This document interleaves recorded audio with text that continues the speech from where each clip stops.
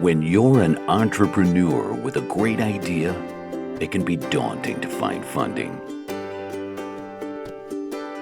Startup Raven takes the process out of your hands by helping entrepreneurs connect and learn about potential investors all in one place, without any long-filled forms or 1,000 questions.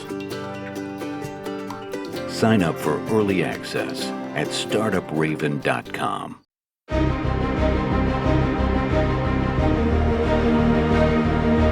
Welcome to Startuprad.io, your podcast and YouTube blog covering the German startup scene with news, interviews, and live events. Hello and welcome everybody. This is Joe from Startuprad.io, your startup podcast and YouTube blog from Germany. Today I do have a very special guest because she's neither an investor nor a startup, but she's the Chief Economist of German bank KfW. Hello and welcome. Hi, Jörn. Nice to be here. Totally my pleasure. You are Dr. Fritzi Köhler-Geib. We'll spell it out for you down here in the show notes for everybody who doesn't speak German. And you are the Chief Economist of KfW. We may add that KfW is not a usual business bank, but it's a government-owned bank that helps with the economic development and the implementation of federal programs and government programs at all. Exactly. Yeah, it's state-owned, and its mission is to help transformation in Germany and worldwide, and basically goes back to the time after the Second World War, where the idea was that the German economy is supposed to be based on a market economy, but that you can have areas where you have market failures, and it's this public bank that is helping in those areas of market failure to put incentives so that you see sufficient investment, for example, in areas like prevention of climate change, which is a societal goal. Mm-hmm. But you are here today because you, as KfW, especially your department, are publishing an index, a private equity barometer, it is called. So it's a VC and PE investor index that we've been quoting quite frequently on our regular news together with Chris. I do believe we did it at least since 2020, but I just realized your index is actually published since 2013, which is pretty awesome. A little bit about you. I found you studied in Paris, University of Michigan at St. Gallen, and Pompeu Fabra in Spain. So you also speak some French, some Spanish? Oui, monsieur, si, señor. Muy bien. You later went to work in Washington, D.C. I've seen you worked for World Bank and IMF. So my understanding is you basically lived from 2008 to 2019, mostly in Washington, D.C., because we talked before and you told me you've been quite traveling. Yes, exactly. So I was based in Washington, D.C., but I was traveling to many places, Pakistan, Ukraine, and then a lot of Latin American countries. And towards the end, I focused on Central America. Central America. Do you have a secret tip where you can make great vacations? Panama, Costa Rica, El Salvador, they all are very different. Of course, I'm an economist, and from an economics perspective, all those countries are very different. Can learn a lot, and it's fascinating economies, really. And but I also have to say, it's beautiful countries. Mm-hmm. Would never dispute that. Since 2019, you're the chief economist at KfW, and everybody knows I'm a big football fan. You're still watching games of the Michigan football team, the Wolverines? Well, I have to admit, yes, I was during my studies in Ann Arbor for 6 months. I'm not such a particular football fan. I do a lot of sports myself, and I am a infrequent watcher of sports. So that also applies to football, I have to say. I see. Can we go a little bit into the index right now? Because my understanding is it was started back in 2013. Do you know a little bit about the history, why KfW actually started this barometer, this index? So the index actually started in the first quarter of 2003. So it's even older than that. Let me go back to the part of KfW correcting market failures in Germany. KfW as a bank has a daughter, KfW Capital, and that was created in 2018 to foster the development of the VC market in Germany. Because there is the recognition that the state itself is not the best investor and is not so good in choosing a particular startup, the idea of KfW Capital is that it works as a fund of funds, so that it basically puts public money into the market without choosing particular startups, but by choosing different investment booths, if you wish. And that started in 2018 to develop the market further. Mm-hmm. I see. And we may get into KfW at another time. We want to stick a little bit with the index. As I said, the earliest version I could find is back in 2013, but nonetheless, I think nobody would like to talk about the past. Can you tell us a little bit about how you get the data from this index? My understanding is that there are two entities, the German VC and PE Association that participates, as well as the Deutsche Börse Venture Network. Both of them have several hundred investor members, and actually you do a survey with them, right? Absolutely. So we started out this product with BVK, with the German VC Association. We're surveying around about 450, or BVK is around 200 investors. And later on, we also joined with Deutsche Börse. There is another 450 investors. And we have been surveying these investors now since 80 quarters. So we start to have some time series observations about the German VC market.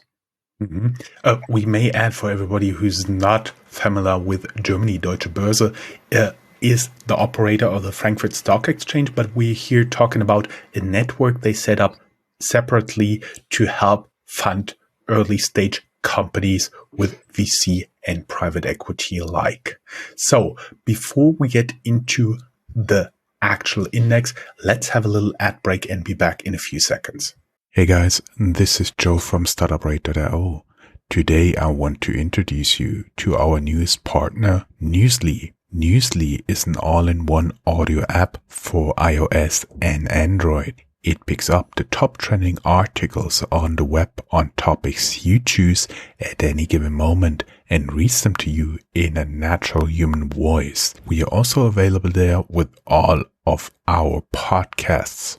Subscribe now and get 1 month off the premium subscription with the code StartupRad, STARTUPRAD on newsly.me. Okay, now we are back. We'll be mainly talking about the German venture capital barometer, as you call it. The most recent one is the fourth quarter of 2022, which is actually pretty fitting. We're recording this on the 15th of February 2023.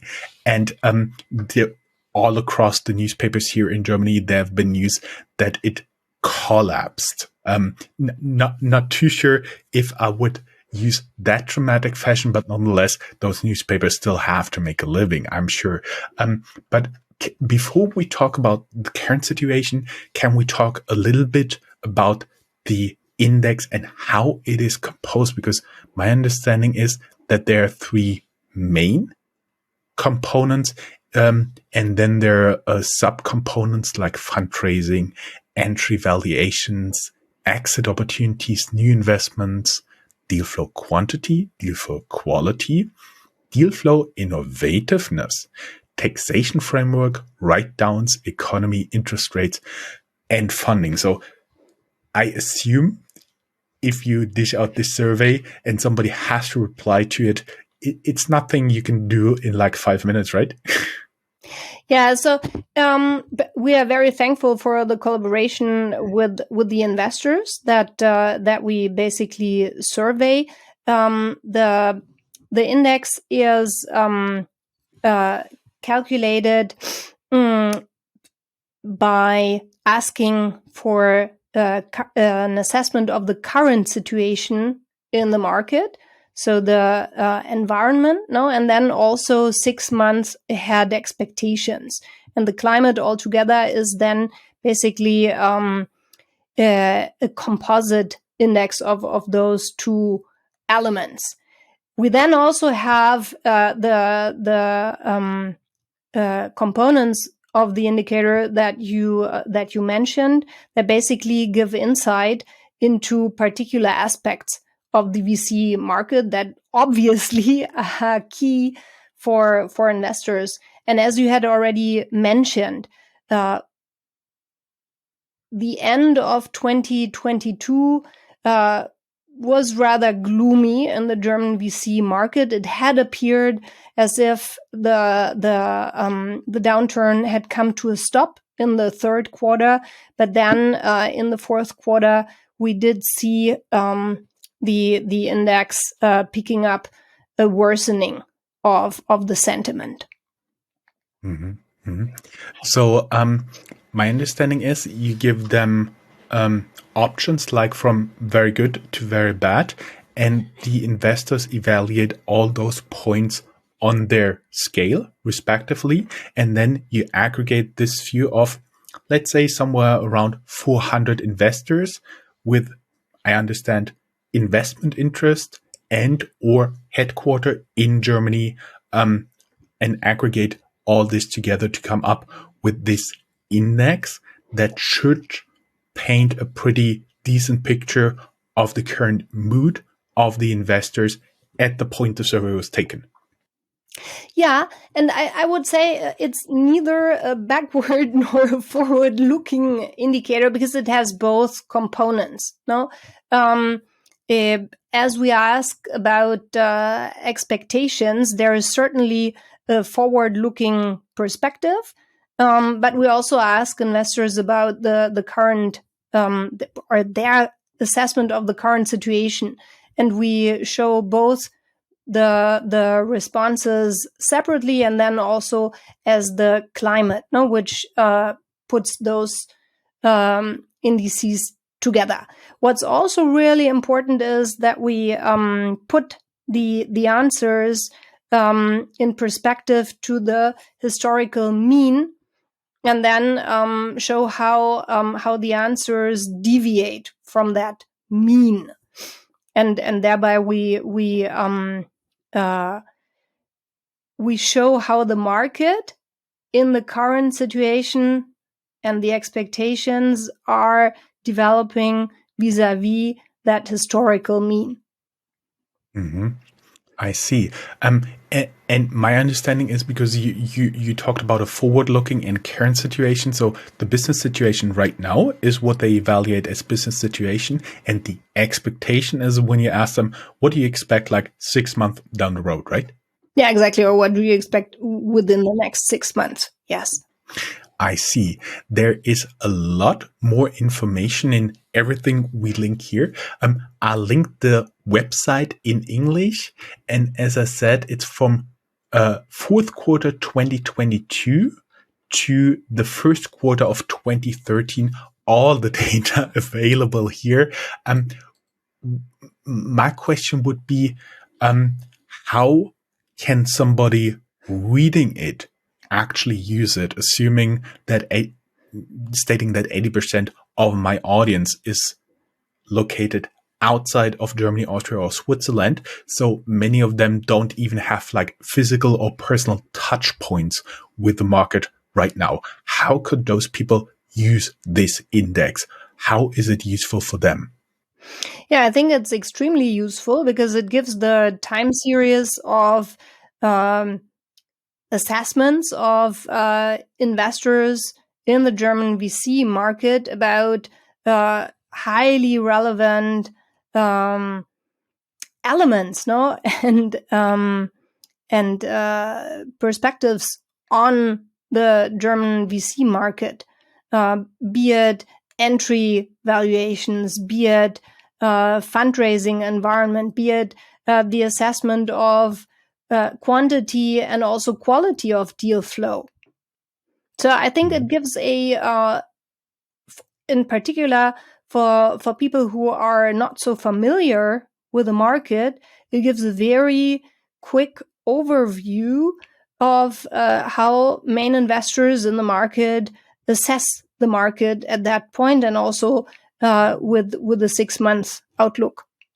I'm talking about fundraising because when we talk here on the channel about fundraising, it's usually startups pitching investors. But since you ask investors here, I would assume this fundraising environment is for the VC investors actually pitching their investors, meaning the pension funds, the insurance companies, what is generally referred to as LPs, limited partners.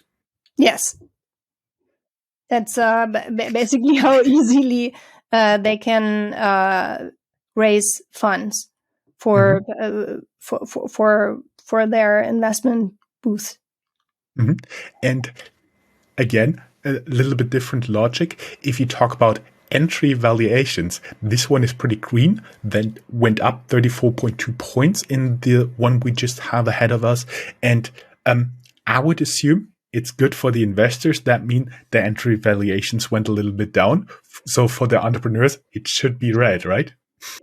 Yeah. So basically, of course, when entry valuations go up, it means for investors that returns potentially go down, while the inverse is true if the valuations go down, which in a way are good because then you can achieve higher returns on the investment. I see. Let me quickly get back here. So that means also the deal flow quality and quantity, everything is seen from the perspective of the investors.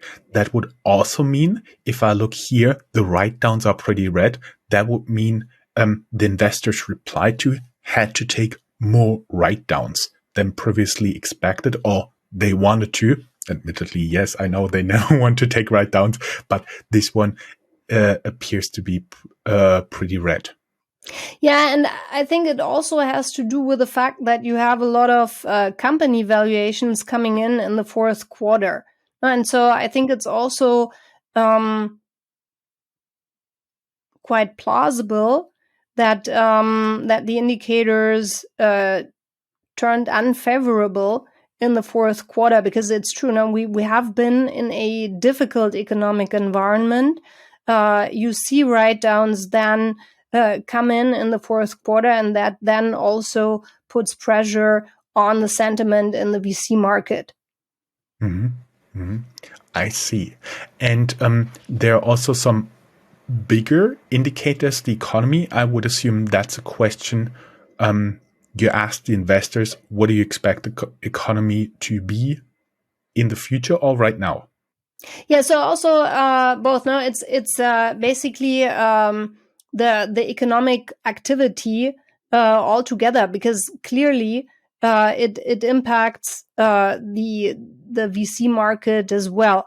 Of course, then you always have a variety of startups in different sectors that do differently well.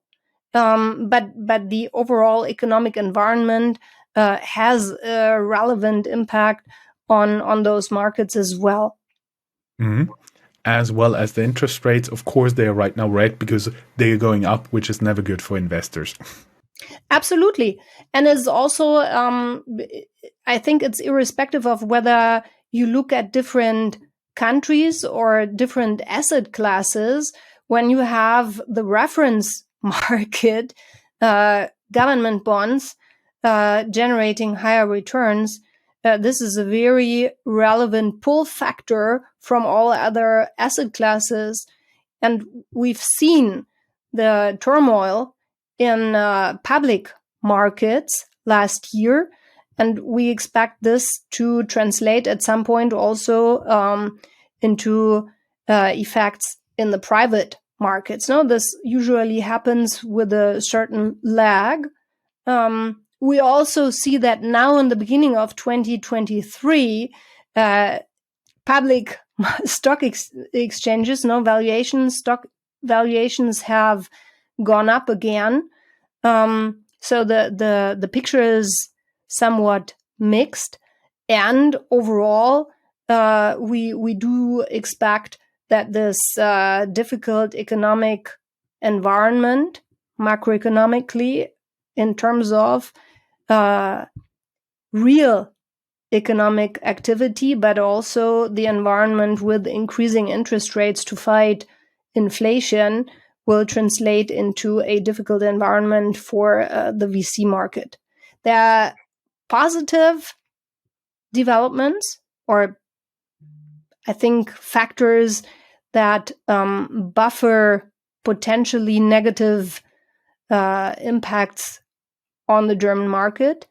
We had very, very strong fundraising in the past few years, and there is a lot of dry powder in investment funds, VC funds in Germany. So that, I think, will basically help the German VC market, and actually leads me to be slightly on the optimistic side when it comes to the development over the next in the medium term.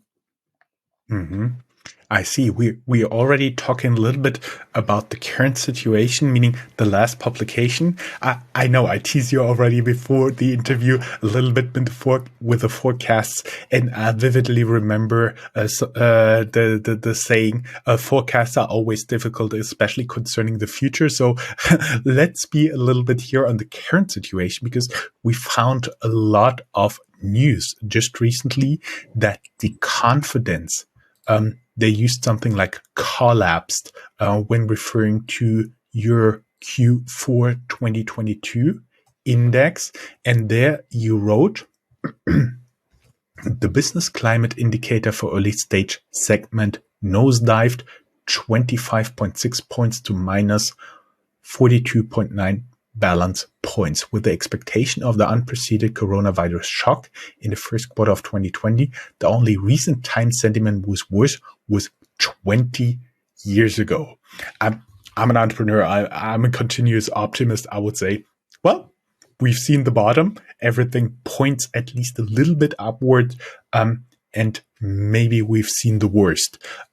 What have been your thoughts when you put this Q4 2022 together? All gloom and doom, or it can only get better from here? Well, I think that we were ready to think that the downward movement had come to a stop in Q3, to then see that the development was going down further. At the same time, I do think that with public markets becoming more positive at the beginning of 2023, also with the economic outlook cheering up, and then a lot of dry powder in the market, that there is a good chance that we'll see an improvement in sentiment. And we also have to really see that we come out of a very difficult year last year. With the war of Russia in Ukraine, we've certainly seen an extreme level of uncertainty. I think the fourth quarter was impacted still by the negative numbers that came in from business accounting, and then also you had the challenge with the cryptocurrencies. I think that really dragged on investor sentiment worldwide. So